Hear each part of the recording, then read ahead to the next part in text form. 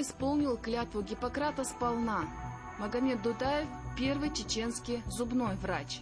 Медицинская династия семьи Дудаевых продолжается уже 6-е поколение и берет истоки еще в XVIII веке. Самый старший основоположник династии Таклит Дудаев успешно практиковал еще в XIX веке в Санкт-Петербурге вместе со знаменитым Пироговым, а во время русско-турецкой войны был известен как искусный хирург. Дудаев Магомед Джабраилович родился 5 мая 1917 года в городе Грозном Тверской области. В 9-летнем возрасте начал учиться в школе детского городка города Грозного. В школе Мухаммад учился на отлично, прекрасно знал русский язык, был очень послушным и любознательным. Прекрасно закончил школу, затем ФЗУ. После чего поступает на работу в больницу. Предварительно мать передала ему тщательно оберегаемые семейные секреты медицины, записанные Джабраилом, его отцом.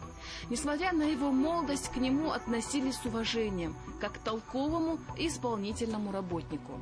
Затем он оканчивает специальную школу и работает зубным техником. Стоматология в то время была, можно сказать, в зачаточном состоянии, и врачи причиняли своим пациентам адские боли. Но Мухаммад поставил перед собой цель – максимально облегчить страдания больных, что, оказывается, было тоже возможным, если хорошо владеть методом обезболивания. Ничто так дешево не стоит и ничто так дорого не ценится, как вежливость, любил он повторять слова Сервантеса. Поэтому-то клиентов у него всегда было в избытке. Вскоре он закончил мединститут в Тбилиси и получил диплом стоматолога. Началась Великая Отечественная война, и его, как высококлассного специалиста, назначили начальником тылового госпиталя, который находился между Алхан-Юртом и Урус-Мартаном. Приехав в Алмату на место ссылки, здесь как раз нужен был стоматолог и зубной техник для областной больницы. Мухаммад Дудаев буквально на следующий день был уже на рабочем месте, вывесил график приема больных.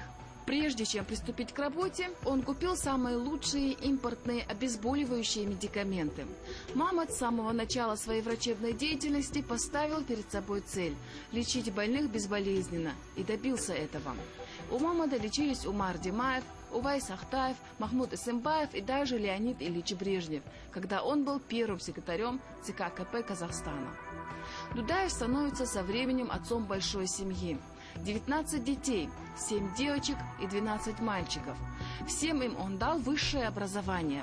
Проработал он в Алматинской областной больнице 34 года. Богатства не нажил, потому что бесплатно лечил всех, кто нуждался в его помощи, сам пережив все тяготы лишений.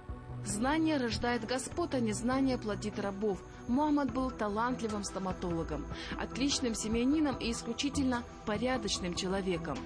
О нем неоднократно писали в газетах. В Алмате в Государственном музее этой удивительной семье посвящена специальная экспозиция, как о самой большой медицинской династии в мире. Их сейчас в Алмате работает 18 человек, и все являются стоматологами широкого профиля. Умер Мухаммад рано, в возрасте 61 года, и похоронен в Урус-Мартане на Бенойском кладбище. Его сын Дудаев Саид Магомед Магомедович сегодня возглавляет династию, основанную Мухаммадом. В 1998 году он прошел научно-технический тренинг в США. В декабре 2000 года Ассоциация врачей-стоматологов Казахстана избрала его своим президентом. Вскоре ассоциация вошла во Всемирную медицинскую ассоциацию.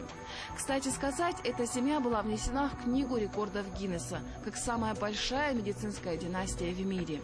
Ее заслуги отмечены президентом Республики Казахстан Нурсултаном Назарбаевым. Жена Мухаммада Зоя награждена лично президентом Казахстана за образцовое воспитание детей. Интересный факт. Только за последние полвека в стоматологическом кресле Дудаевых побывала половина Алматы. По самым приблизительным прикидкам, за это время Дудаевы удалили примерно 4 200 000 зубов.